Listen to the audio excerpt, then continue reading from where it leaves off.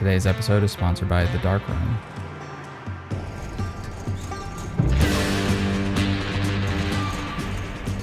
What's up? It is once again me, your boy Walmart Ryan Gosling, here to tell you about this camera on my freaking day off. The Pentax 17 is the hot new thing in the film photography community.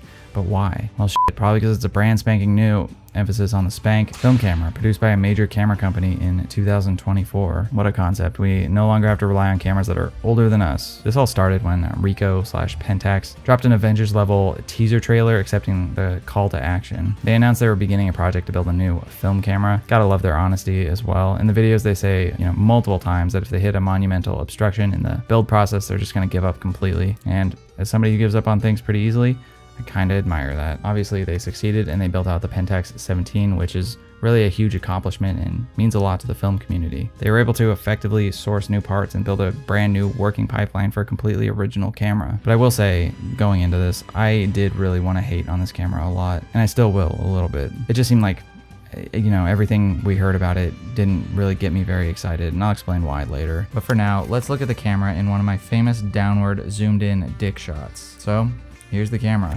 It's honestly not too bad looking. The top plate even kind of looks like titanium, which at first had me pretty aroused, but it's not titanium, so I may never learn to love again. This camera itself feels pretty good in the hands. It's small and very lightweight, but it feels incredibly rigid. It does not feel fragile, at least not as fragile as my ego. I mean, I could probably snap it in half, but that's only because, I have the physique of a Greek god. This camera will not work without a battery, much like how I won't without a reason to live. It takes a CR2 battery, which are pretty common, and they taste okay. But come on, shut up, Jason. We want to see how this camera performs in the field. We literally don't give a rat's ass about you. Fair enough. Caleb and I hit the road out into the desert in search of photography. 3 hours later, we arrived in Bad Decisionville. Temperature 116 degrees Fahrenheit. We don't f around with any of that commie Celsius bullcrap over here. It's a nice breezy 112 out here. The manual for this camera doesn't really tell you much. In fact, you might as well just send it on its way and give it a Viking funeral.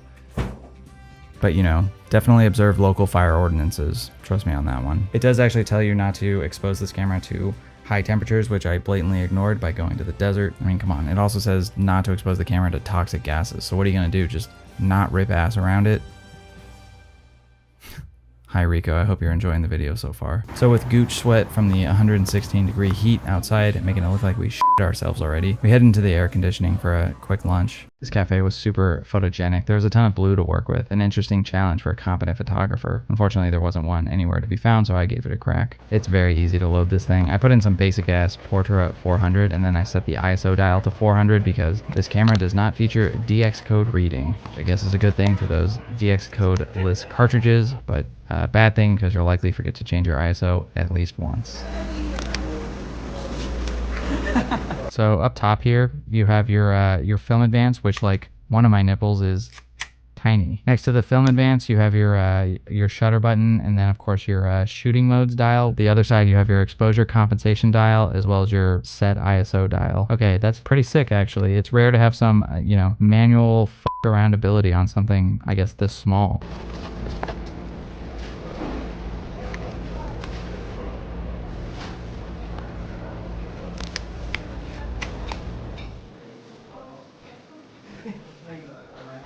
So furthermore, on the topic of ISO, it ranges from about 50 to 3200, and there's even an ISO lock button if I can find it. Yeah, right there. But with the exposure compensation button here, the ISO really extends from like 12 ISO to 12,800. And yeah, if you're shooting anything outside of those ranges, then I'm frightened of you from what I've heard. And this is not verified at all. The shutter speed on this only goes up to like 1/320th or something like that. It's not like the manual would tell you or anything that could be useful. I'm telling you, just stab the damn thing and watch out for the cursed Voldemort black ooze when you do. Anyway, back on topic, just beware of overexposure if you're shooting high-speed film is what I'm trying to say.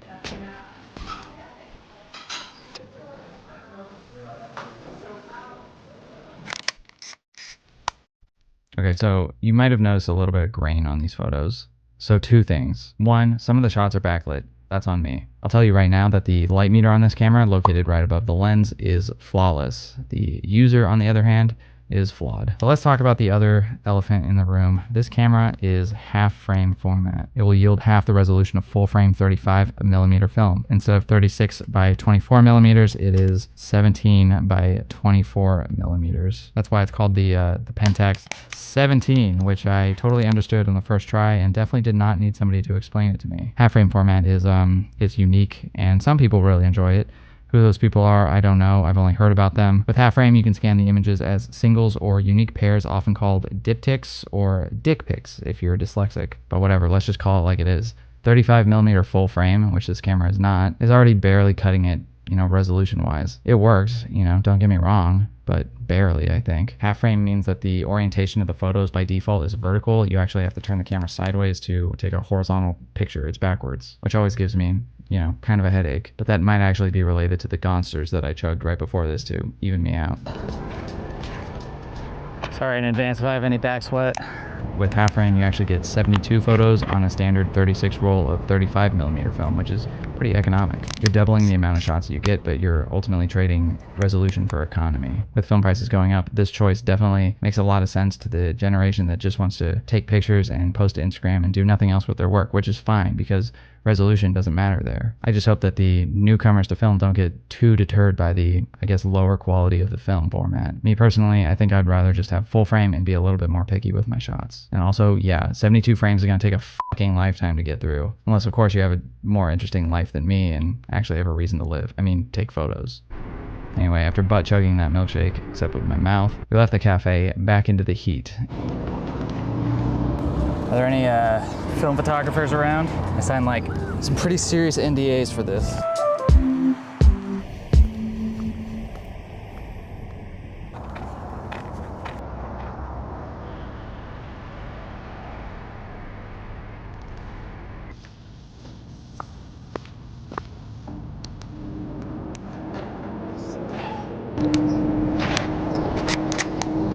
The sideways thing for landscape is too low on me.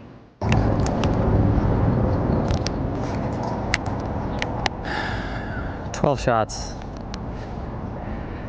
of 72. It's gonna be a long day."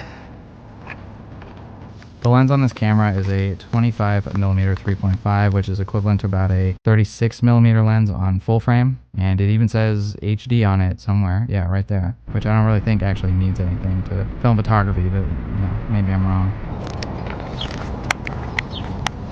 Overall, gotta say, it's a very, very sharp lens. It's got, you know, modern day coatings that can certainly take it a long way.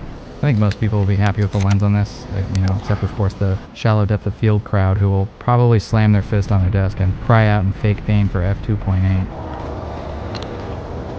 This is a nice shot. Perfectly framed. Nice. I'm on shot 33. That's not even halfway done. I can do this. It's a marathon, not a sprint. Need some water. What the f are you doing without a that AC on? Let's go. What is this? You see this? I drank half of this in one go, and I'm still dehydrated. Pentax, you better appreciate the out of me right now.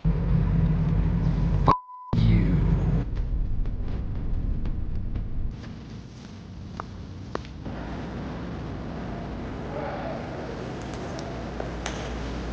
Dude, this is like the Live, Laugh, Love Sign World Championship. This photo is pretty cool. I think it highlights the capability of the camera for situations like this. I basically just took the camera, preset all my settings, and I guess no-scoped it right behind me so I wouldn't be noticed. And it actually worked. This photo is a vibe, and capturing it was not so bad. And that may be in part due to the f-stop. Smells like shit over here. Here's likely why this camera is a 3.5. It uses something called zone focus, or scale focus if you're a fish, which in my mostly completely non-professional opinion is total ass. This camera doesn't have autofocus or a rangefinder. You're not even seeing through the lens here. You're gonna have to be guessing focus. Sort of. You do have a focus ring on the front here that you adjust with symbols for infinity represented by the mountain, all the way down to macro with the flower. In between are settings for, you know, family and friends, which, you know, good for you if you have those. On the undercarriage or the gooch of the lens, you have those approximate distances in both meters and feet. So that's kind of nice. So the thing is, I'm not super convinced this was the right move. Zone focusing is kind of more for the experienced street photographers who are, you know, unapologetically shoving cameras in people's faces, hoping they got something in focus. You know, camera in one hand and a coffee and a cigarette in the other. I don't personally overall see it as a good choice for a camera marketed to the introductory generation of film photographers. I personally would have liked to see some sort of autofocus mechanism instead. After all, it's 2024. If we have toilets with laser targeting systems that can spray your ass down with tactical efficiency like a prized hog at the county fair, we certainly have the technology to automate focus in a camera by now. Anyway, the filter thread on the lens is a 40.5 millimeter, and the light meter just above the lens here will actually sit behind the filter and meter through whatever filter you put on it. That's actually awesome. Good job, Pentax. You have pleased me. He probably thinks he's funny. Dude, it smells like shit out here.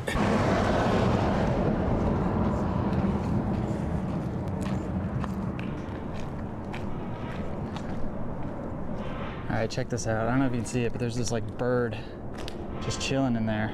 Got a shot of it, dead center in frame. Hopefully it turns out.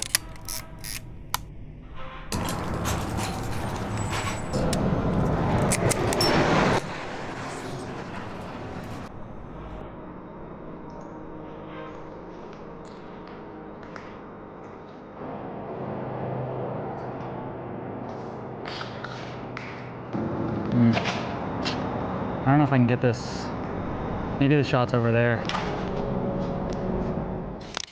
At the next location, I shot this, which I consider to be quite good. From experience, I'd say this is what it feels like to be a prowler, you know, getting off to watching this trucker check his tire pressure.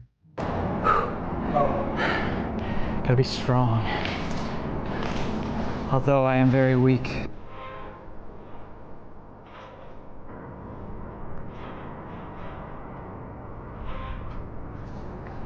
Okay, so let's take a look at the shooting modes, which once again the manual doesn't explain very well. Just light on fire dog and hurl it into the neighbor's yard or something.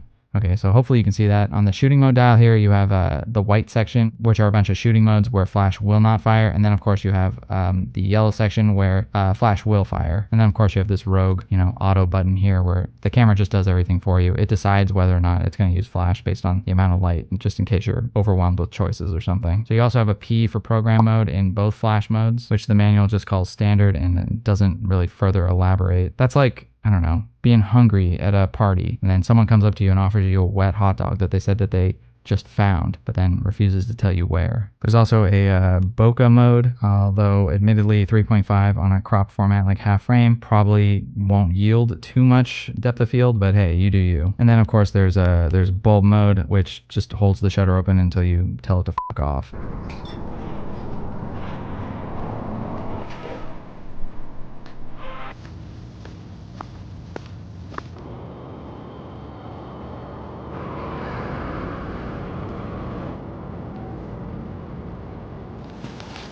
Okay, so finally the viewfinder. There are actually two sets of frame lines inside the viewfinder. One for close-up, like macro, I guess, and then one for everything else. And boy howdy, you're gonna trip up on them sometimes, at least I did. That's actually what happened here. No, I didn't shoot an off-balance photo because I was trying to look away from how hauntingly erotic it was to watch Caleb massacre that sweet cream. I just got visually tripped up in the moment over, you know, the dual frame lines. The cool thing is that through the viewfinder, when you have your eye up to it, you can actually see which focus setting you're at, which comes in handy. I mean, I still ignored it like 99% of the time, but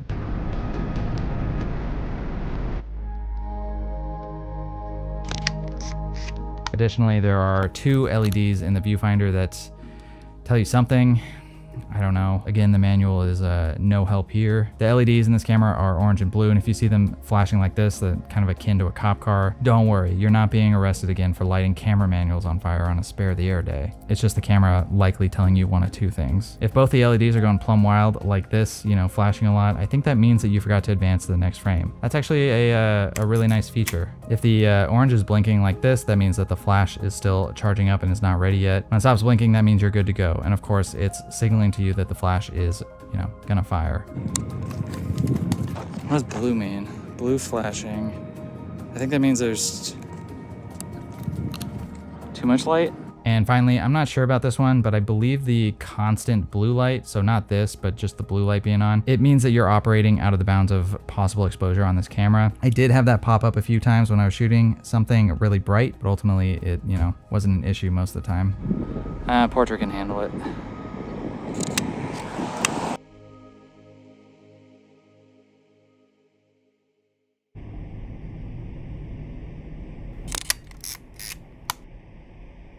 Yeah, this is a cool shot. You know, shapes, colors, lines.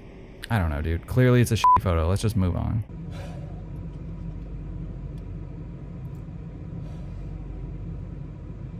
Yeah, dude.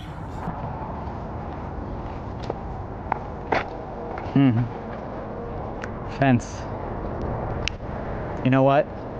I got a thing for that. Not bolt cutters. There you go. That'll work. Nice and stable. Okay, that's better.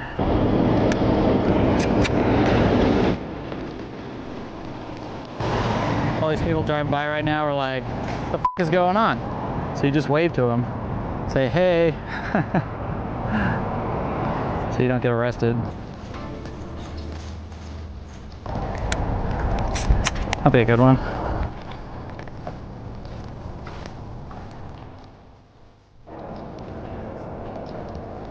Oh, that does not seem stable. That does not seem stable at all. Okay, okay. Nope. Nope. No. Absolutely not. Right, okay, so here's the hard part. Though you might think sitting through this video is the hard part. Who the hell was this camera made for? There seems to be enough evidence that this will be marketed towards the new generation of film photographers who are just starting to show interest. I mean, that's literally what they said in the video, so. まずはこのカメラのコンセプトについてですけども、今までの動画でご紹介させていただいた通り、アナログカメラの世界に入ってきた若い皆さんが思いっきり楽しめるようなカメラがコンセプトとなります。It's not a bad approach, but I can tell you certainly at least one thing for me. It kind of sucks that this camera was not made for the enthusiasts. You know what I'm talking about. The film photography ride or die community, the people that kept film photography alive during the digital dark ages, long before I even picked it up as a hobby. The enthusiasts who are, you know, so deep in it that they're probably developing fomapan in their own piss at this point. This camera probably isn't really going to be for them. Well, maybe some of them. But I would imagine that if you're at that level, it's more about features and manual capability. Like I said, this approach by Ricoh and Pentax isn't a bad one. They're hoping to secure an interest in the younger generation who's much more invested in social media to carry this project into the future. It just would have been nice if maybe they considered what the community that was there beforehand wanted a bit more. And I don't know, maybe this is what the community wants and I'm just out of touch. It wouldn't be the first time.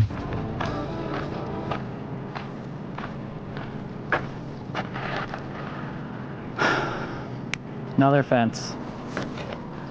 Okay. Ooh.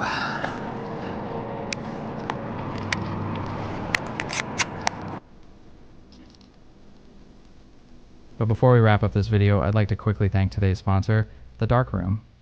Do you shoot a lot of half frame or plan to with the release of this new camera? Well, then look no further than The Darkroom, a lab that has been developing film for over 40 years. It's the only lab that I can personally trust to get my film done on time, all the time. And I personally recommend to all my friends getting started in film photography to use them as well because of their wide selection of possibilities. The Darkroom just recently added even more custom options for your half frame film development and scanning. As I mentioned before, you can get half frame scanned as singles or even sacrifice a little bit of resolution and get them scanned as doubles, create an artistic pairing. Just choose 1-up or 2-up when you select half frame format under film developing. Getting your work developed through the Darkroom has never been easier. I just fill out the online Darkroom form, write my order number down, drop my rolls in the free mailer that they send you, seal it up and toss it in my nearest mailbox. The rest is taken care of. With a team of professionals using dip and dunk film processors followed up with high quality Noritsu film scanners that use advanced color algorithms, you can have the film look in any size that you want. Super scans do look amazing. Every roll will be handled as if it's the most important work of your own photographic career yet. And I love the fact that I can count on the Darkroom to deliver. If you have an order of film ready to go, head over to thedarkroom.com to get started or simply download the Darkroom app today. Oh, is that that the end of the roll?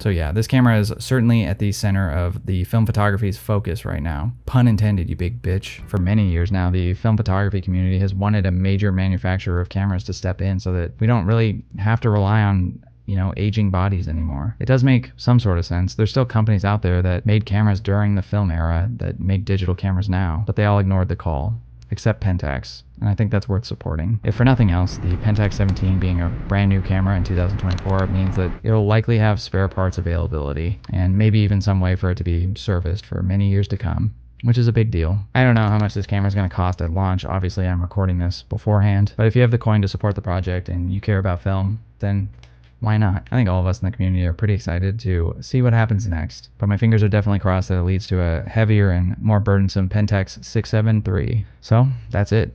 What a wild time. Harman produces a new color negative film. Pentax has a new film camera project. Still no airchrome from Kodak though.